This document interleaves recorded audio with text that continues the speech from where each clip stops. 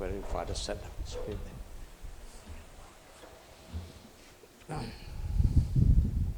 Mayong buntag sa tanan. Atong na dungog ang Ebanghelyo nga gibasa sa atong taliwala o naghisgot kadto sa kinabuhi ni Tomas o sa iyang mga disipulo nga sa dihang ilang gitrangkahan ang pultahan o nagtigom silang tanan bisan sirado ang pultahan apan milusot si Jesus sa sirado nga kwarto og miingon shalom or peace be with you. Mao gid ang unang gisulti niya ang kalinaw maanaa kaninyo o ang tibuok kwarto silang tanan napuno sa kalinaw o gipakita ni Kristo ang iyang marka sa kamot ang inagian sa langansang o ang iyang kilid. Murag korte ba exhibit A, the first manifestation of evidence og nanuo sila. Apan niadto higayuna na ay isa ka buok absent. Tan-awa inyong abay kinsa absent karon. Pagsugod ni bishop kaya ingon siya nga asa mo to baga. Magali ka nagamot o ka absent, no? So congratulations sa wala nag-absent karon. Og absent si Tomas. Og ilang giingnan si Tomas nakita na mo Ginoo ingon si Tomas. Imposible kayo. Mutuo lay ko og ako gid mismo makita sa iya og ang inagian sa iyang kamot og siyang kilid. Og ikaduhang Domingo, gitrangkahan nilang pultahan. Pero mga tingala kinsay ni tabi ni Ginoong Hesus. Kay kalit man lang si Kristo ingon, "Oy Tomas, tanawa, diretso naman. Kinsa kay nagtabi niya nga Lord? Nakita na ba si Tomas ba niya among ginadigin sa mo to, O Lord?" Kinsa kahawa man iyong Bible nga og si Pedro nga sipat kaayo ni agto ni Hesus og gisuginlan siya nga si Tomas digtuo. Ni diretso man si Kristo kung basahon mo ang ebanghelyo, gipakita niya diretso ni Tomas, Tomas tan-awa ang inagian sa klansang sa akong mga kamot o akong mga kilid, ang samad sa akong kilid. Tuo na og ayaw duha-duha. Unsay giingon ni Tomas, Ginoo ko, Dios ko. Bulahan ka tumituo Tomas bisan wala kita. Ana. But why we call Thomas a doubting Thomas? Why didn't we call Peter a denying Peter? Kung si Tomas nagduha-duha siya pero nibudhi man po si Pedro. Pero si Pedro di man natutawgon nga denying Peter. Or abandoning James tungod kay si Kristo sa paglansang sa krus. Gi-abandon man siya ni Santiago. Or deserter Matthew.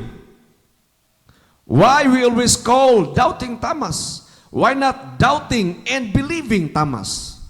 Because Thomas, though he doubt, but he believed. Nagduha-duha si Tomas. Or wa siya mituo. Apan mituo man siya. And why do we keep on calling him the doubting Thomas? In John chapter 14, in fact, si Thomas, it was si Tomas ang niingon nga Ginoo pakita kami sa dalan. Insa dili kayo kamo makaagto ngadto sa akong paingnan. Ingon si Kristo Tomas, Ginoo, John 14, pakita kami sa dalan. Unsay tubag ni Kristo, ako ang dalan, ang kamatuoran. I am the way, the truth, and the life. And without the question, the clarificatory question of Thomas, Christ would not say that I am the way. In fact, naingon si Christ nga, no one knows the Father except the Son. Wala ko rin nakailagayod sa Amahan, gawa sa Anak. And no one knows the Son except the Father. Wala gayo nakaila sa Anak, gawa sa Amahan. O katong ginapili sa Anak, nga iyang gusto i-reveal ang iyang kaugalingon. And those whom that Son choose to reveal Himself. The word reveal is, sa Greek is apokalipto, meaning unveiling, the unveil, no? Mura ba kaniba? Katong during sa Good Friday, atong giveal, di ba, ang altar. And once it is unveiled, it is revealed nga, altar rin siya, na si cross, na siya mga adorno sa kilid. Si Kristo gipili kuno niya kung kinsay iyang padaygan. That is why Mary Magdalene, during the resurrection, thought that Jesus is a gardener. And siya kung asa man ang Ginoo nimo gidala, ihatag nako. Wa gid siya nakaila. Until such time Jesus called her by name, Mary of Magdala, of Mary Magdalene. Then she recognized Jesus. Cleopas, with his companion, while they were going to the east of Jerusalem, Emmaus, nakikuyog si Kristo kanila, but they were veiled. Natabunan sila. Ug wala sila nakaila kaniya. And Christ introduced to them to the breaking of the bread. And He vanished. And they concluded that it was Jesus. After the resurrection, si Pedro uban sa mga tinunan ni Jesus nangisda. Wa sila kuha. Og ningon si Kristo itaktak ngadto sa tuo. Og nakuha sila. And they realized that it was Jesus. Paul persecuted the church. And Jesus unveiled Himself before Paul. Paul, why thou hast persecuted me? Who are you, Lord? I am Jesus whom you are persecuting.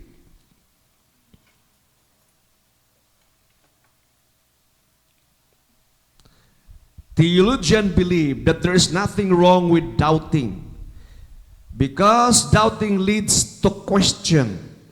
Question leads to correct answers. Correct answers leads to deepening of faith. Thomas is a theologian, the one who wants to know God deeper. Theo, meaning God, seeker, theologian. By his doubting, Jesus said, "Blessed are those who believe yet did not see." Kinsa man lang nanuo apan wala nakita. Kita. Wa man ta kita ni Kristo. Wa man ta natao sa unang siglo. Dili man 2,000 lang atong edad kay natao ta sa 1st century. Tiguang lang tagdagway. Pero dili ta tiguang ang edad. La edad ni Padre. Di ba? Ano ba yung mga tao gagawin? Bata pa tanaahon pero tiguang na nag-edad. Nasa mga tao nga, tiguang nagdagway pero bata pang edad. No, pili lang mo asa mo na. Ingon si Kristo nga bulahan katong nituo bisan wala nakita. But when He appeared to Thomas, He presented the exhibit B.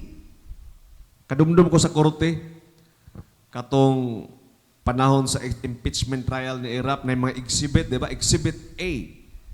Evidence, the showing of the evidence. When Jesus appeared to His disciples, when the room was locked, and He exhibited Himself, the wounds, that I am He.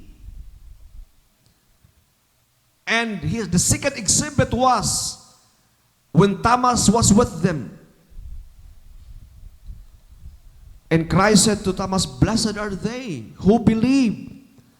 Christ is talking to us. We are blessed because we believe. Bisan wa ta nakakita ni Jesus ug wala na to siya nakauban dito sa Galilee 2,000 years ago. But the question is, are we really blessed? Do we really believe?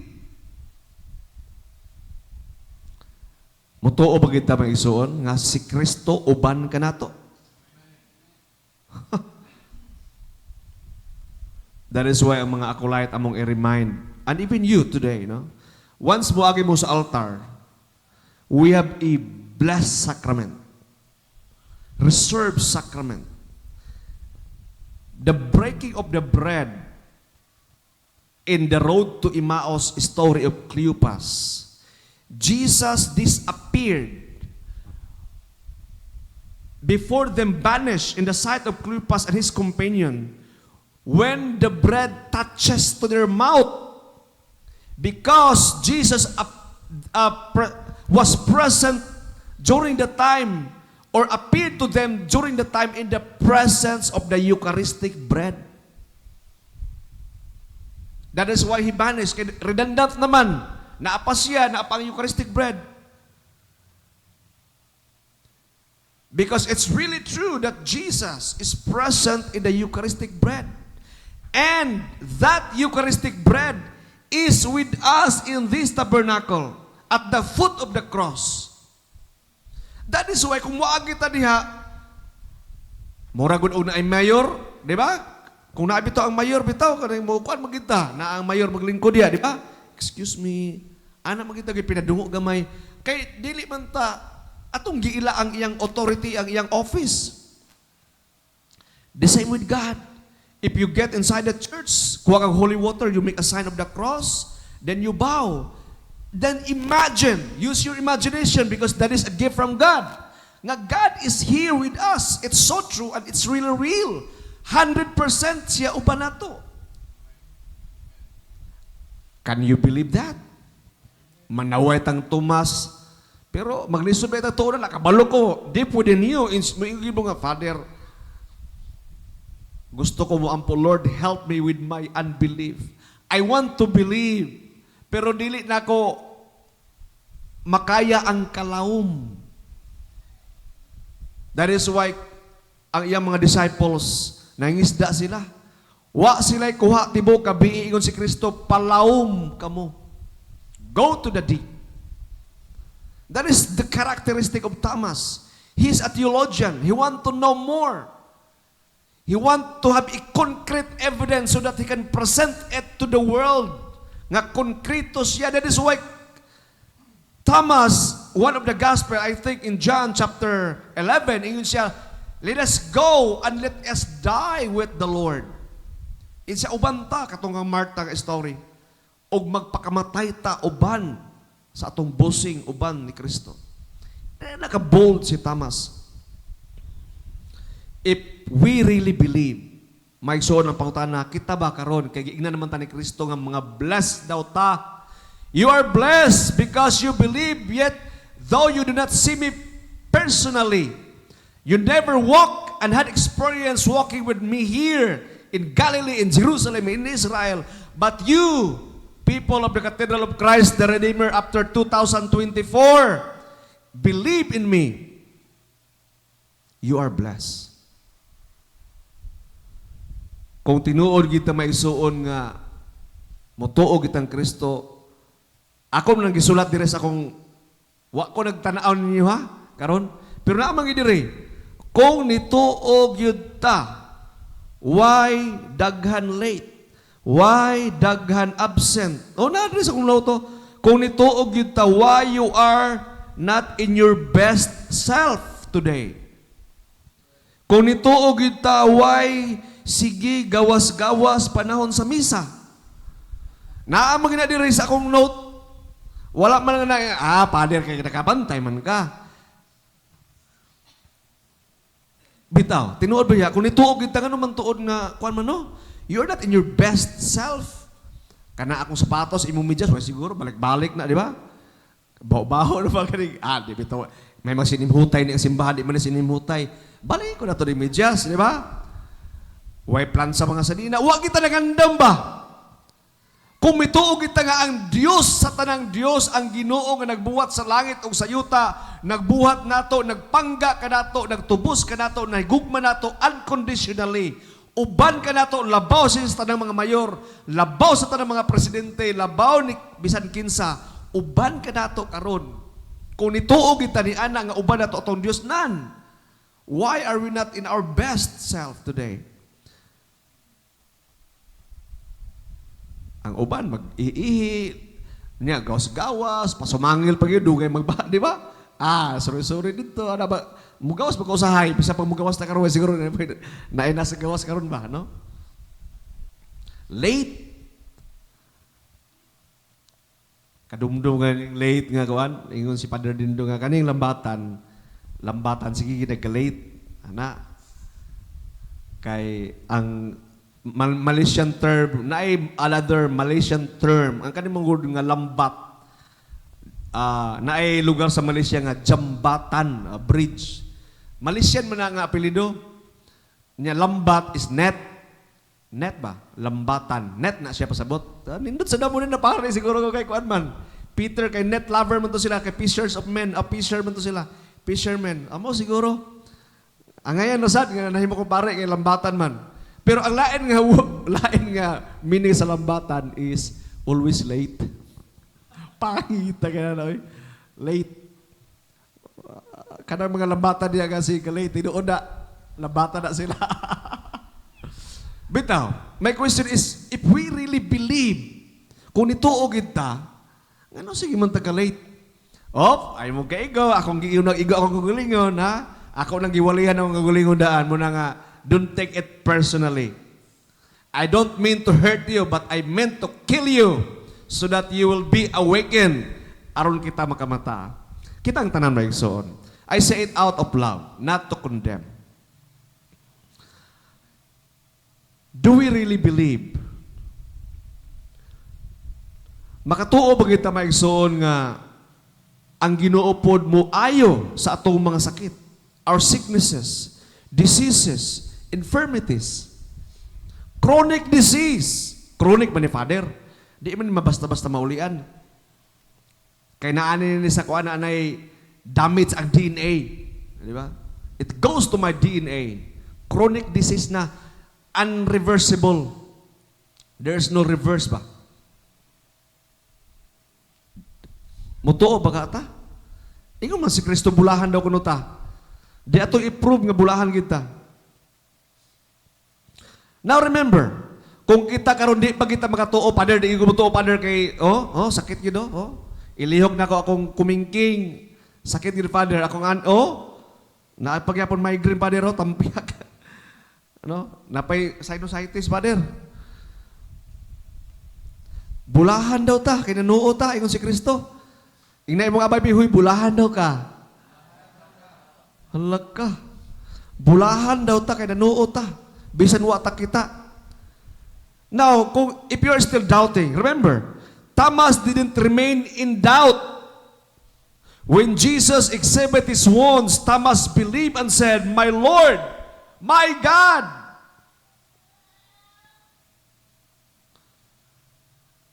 Bapa sa Latin, mi Domino et mi Dio,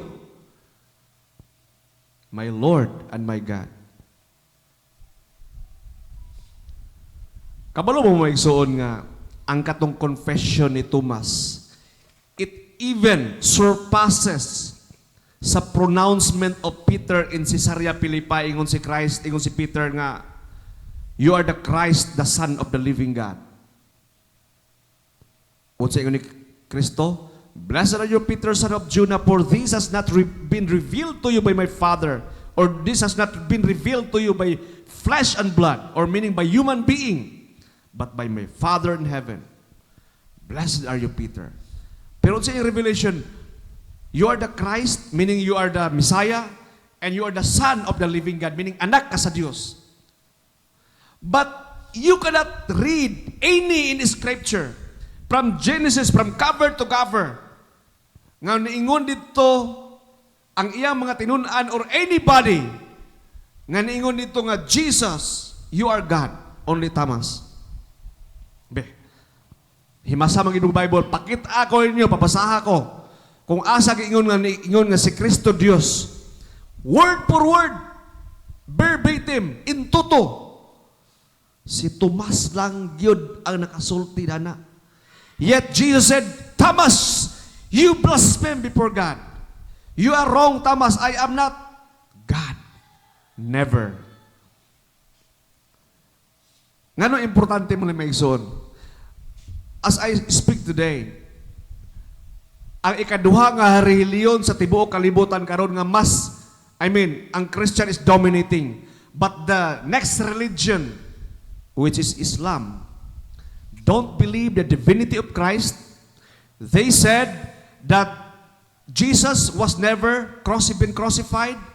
God kuno, Allah make it appear that it seems He was crucified, but it was not He. He was rescued by God and is snatched from the hand of the Romans and replaced Judas Iscariot. He was crucified. Sa ilang kadana, giawat ang Bible, unya gituis ang Bible. Sa'yo na kadana. And there are billion of people believing that lies. Importante kay ni ang Tomas, iyang pronouncement. Og si Kristo waay gyud siya gipadlong, huy Tomas, ayaw igun-ingon na nga Dios, oy, magabaan ta sa Ginoo. Iyang gipasabdan kay si Kristo, giklaro gyud mga igsuon nga dili lang siya son of the living God, dili lang siya son of man, dili lang siya lamb of God, dili lang siya word of God, but Jesus himself is God. Ignay mong abay, Jesus is God. We must be convinced because that is our tenet, our belief in the Nicene Creed, Athanasian Creed, Apostles' Creed. I believe in God the Father Almighty. I believe in God the Son. I believe in God the Holy Spirit. Importante na maiso because time will come that the world will put you in fire. And you must stand till the end and believe and profess that Jesus is God. Wala ta na sayod. Time will come. Nga the people will say, deny the divinity of Christ and live. Isulti lang nga dili siya Dios o mabuhi ka. Time will come. And Thomas died in India. Gidunggab siya, gitigba siya, stab my word. Ang word good nga stab to death is usahay in Israel ginang word nga stab, bisang gidunggab, stab na sa ila. Sa ato ang tigbas kay literal gyud nga sundang or sanggot gitigbas. Si Tomas nagpakamatay sa iyang giilhan nga Dios nga iyang giprofess sa India, killed by Hindus, and he was stabbed to death because wala siya nagpabilin sa iyang pagduha-duha. Ug nituo gid siya. Hinaot kitang maigsuon, mutuo pud ta. We really need to believe. Mutuo ta nga ang Ginoo mohawas sa ato mga problema. Mutuo ta nga si Kristo uban sa CEC og siya present niini nga simbahan. Mutuo ta nga ang Dios uban sa atong maigsuon. That is why when we say the Lord be with you and with your spirit, meaning si Kristo naa kanimo ug naa kanato. Mutuo ta nga ayuhon ta sa Dios sa atong mga balatian, tagaan ta niyag maayo nga panglawas, tagaan ta niyag taas ang kinabuhi, tagaan ta niyag panalangin ug wala siya nasuko kanato. Ug ang Dios manalangin ug mag-uban kanato ug dili mo biya kanato. Dapat mutuo ta. And Christ said, blessed are you. Blessed are you for you believe. Bisan wala ta nakakita. Amen. Please stand.